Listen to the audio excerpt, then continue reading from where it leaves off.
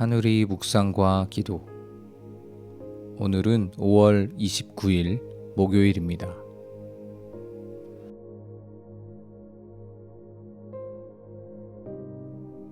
이번 주 암송 구절을 함께 암송하겠습니다.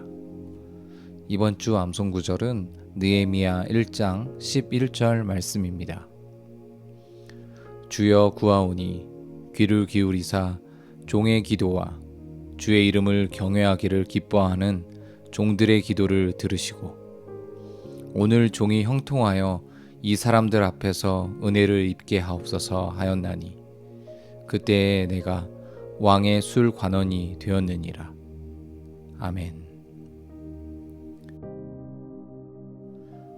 오늘의 말씀은 느헤미야 1장 8절부터 9절 말씀입니다.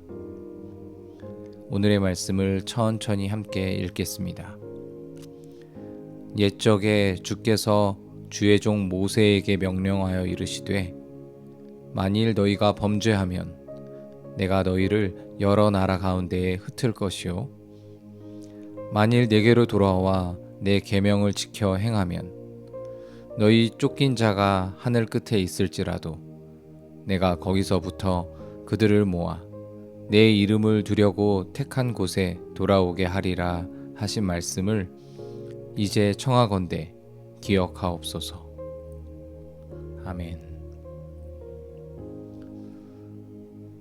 오늘 본문의 느헤미야는 하나님께 호소하며 기도합니다. 아브라함, 이삭, 야곱에게 약속하신 하나님은 이스라엘 민족과 함께 모세를 통하여 약속하십니다. 느헤미야는 모세와 약속하셨던 시내산 언약을 언급하면서 하나님께 기도합니다. 이 언약은 마치 조건부 언약처럼 하나님과 이스라엘과 맺은 언약입니다. 만일 이스라엘이 하나님 말씀에 순종하면 축복을 주고 우상 숭배와 불순종처럼 하나님 말씀에 순종하지 아니하면 이스라엘을 열방 가운데 흩어지게 할 것이라는 약속의 말씀이었습니다. 결국 이스라엘은 불순종의 선택으로 하나님이 하신 약속처럼 북이스라엘은 아수르에게, 남유다는 바벨론에게 정복당하고 여러 민족들 사이로 흩어지게 되었습니다. 그런데 말씀은 여기서 끝이 나는 것이 아니라 회복의 약속으로 이어집니다. 9절에 만일 내게로 돌아와 내 계명을 지켜 행하면, 사실 이 말씀은 성경 전체에 걸친 구원의 메시지와 같습니다. 하나님은 땅끝으로 흩어지게 하셨지만 거기서부터 모으겠다고 다시 말씀하시는 하나님이십니다. 하나님의 용서, 자비가 얼마나 큰지를 나타냅니다. 하나님께 용서받지 못할 죄는 없습니다. 인간은 죄의 크기를 말하지만 회개하며 하나님께로 나아오는 자의 죄의 무게는 제로입니다. 하나님은 불순종한 우리를 회개케 하시고 회개하며 하나님께 나아오는 자를 마치 탕자가 아버지에게 돌아올 때 그 품에 안아주신 것처럼 우리를 안아주시는 분이십니다. 오늘도 아버지와 함께 그 품에 안기는 그 은혜가 있기를 원합니다.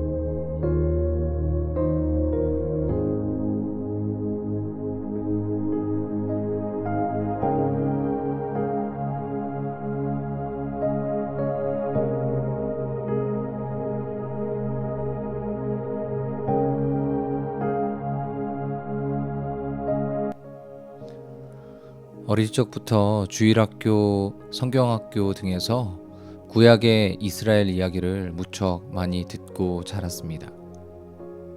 어린 시절에는 그 이야기에 나오는 이스라엘을 볼 때 한심스럽다라는 생각을 했습니다. 왜 이스라엘은 순종을 안 하지? 하나님이 얼마나 위대하신 분인 것을 경험했을 텐데 왜 우상 숭배를 하고 하나님이 싫어하는 일만 할까? 이런 생각을 많이 했던 것 같습니다. 오늘 본문에서도 비슷한 이야기가 나옵니다.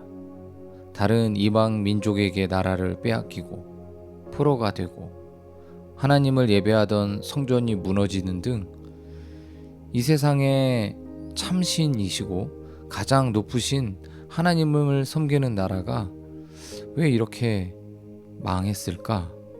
이런 생각을 하게 됩니다. 어릴 적 이런 생각은 오히려 나이가 조금 먹은 후에 이해가 되기 시작했습니다. 이스라엘 사람들은 현실적인 사람이었다는 생각이 들었습니다. 눈에 보이지 않는 어떠한 형상도 없는 신을 믿는 이스라엘과 달리 주변의 나라들은 바알과 아세라 등을 섬겼습니다. 눈에 보이는 신일 뿐만 아니라 그 신들은 그 섬기는 나라들에게 힘을 주고 더 풍요롭게 하는 것처럼 보였습니다. 또한 아세라 신 등은 육체적인 즐거움을 쫓게 하는 신이었기 때문에 그들의 육체적인 소욕을 따라서 그 신들을 예배했습니다. 그러나 그것은 과거 이스라엘만의 모습은 아닌 것 같습니다. 바알처럼 풍요의 신을 쫓던 믿음은 현대의 돈을 믿는 것과 같습니다. 돈은 마치 이 세상의 모든 것을 내게 줄 수 있는 신과 같습니다. 이 세상을 살아가는 동안에 돈은 필요합니다. 심지어 교회에서도 그렇습니다. 그렇지만 그 돈이 주는 힘을 쫓아간다면 우리는 역시 우상 숭배를 하는 것과 같을 것입니다. 저 또한 물질에 연약한 사람입니다. 하지만 오늘 말씀처럼 내게로 돌아오면 이라고 말씀하시는 하나님의 음성을 따라 그 돈을 주시는 분도 또한 가져가시는 분도 하나님이십니다. 라며 하나님의 주권을 인정하고 하나님을 의지하고 그렇게 살아간다면 그는 하나님을 예배하는 자, 하나님의 자녀, 하나님의 백성으로 살아가는 은혜를 매일매일 경험할 줄로 믿습니다. 당신의 기도는 무엇입니까? 하나님과 세상을 겸하여 섬기는 어리석은 이스라엘의 모습이 나에게서 사라지게 하시고 참신, 유일하신 신이신 하나님만 섬기며 내 삶의 주인 되신 하나님만을 왕으로 여기며 살아가게 하소서. 세상의 가치와 인간이 중심이 되고 나 중심으로 살아가는 이 시대의 흐름 속에서 세상의 풍조를 따라 시대적 흐름 속에 나의 마음을 빼앗기는 것이 아닌 하나님 말씀을 내 마음의 중심에 두고 살아가게 하소서. 특별히 내일부터 3일 동안 있을 부흥회를 통해 하누리교회에 성령의 바람이 불어와 마른 뼈가 살아나는 물이 바다를 덮는 은혜를 경험하게 하소서. 오늘의 기도 제목 혹은 개인의 기도 제목으로 잠시 기도하겠습니다.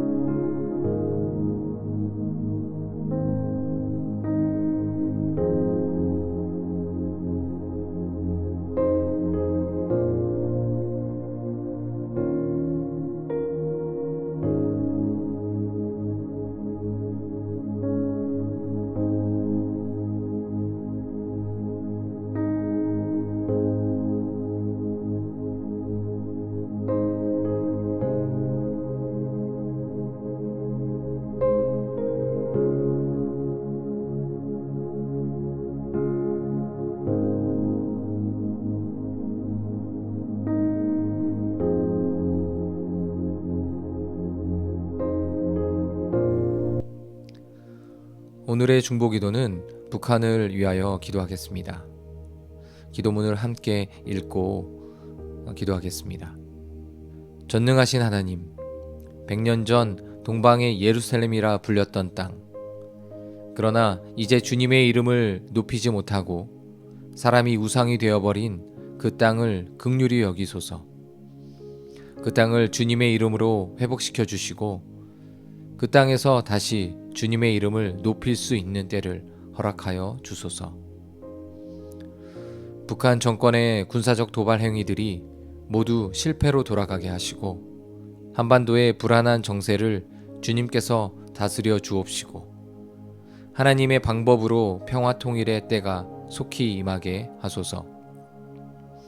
생명을 걸고 믿음을 지키고 있는 북한 지하교회 성도들을 보호하여 주시고 정치범 수용소에서 고통당하는 성도들의 부르짖음을 들으사 속히 자유의 몸이 되게 하소서. 이 시간 북한을 위하여 함께 중보기도하겠습니다.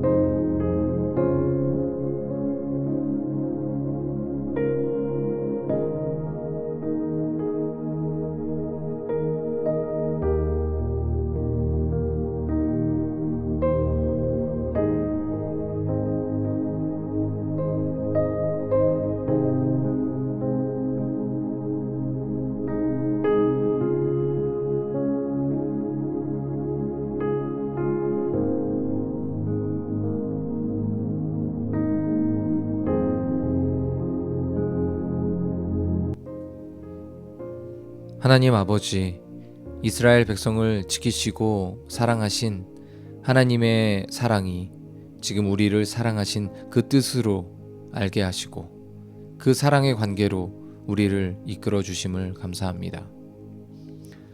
말씀이신 하나님이 육신이 되어 우리에게 사랑을 확신시켜 주심을 다시 한번 감사드립니다.